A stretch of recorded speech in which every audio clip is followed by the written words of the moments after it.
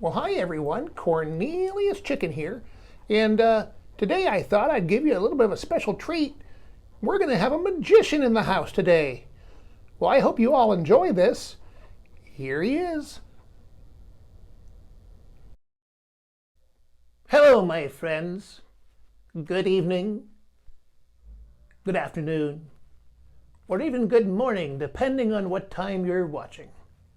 My name is the great Scottini. That's right, Scottini, because my name, well, that's not important.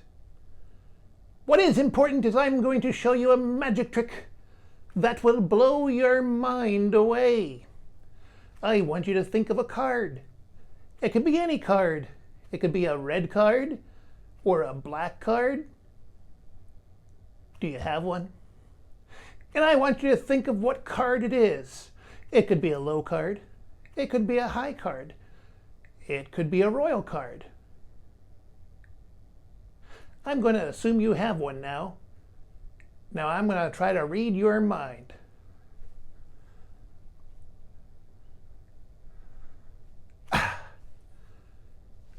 I think your card was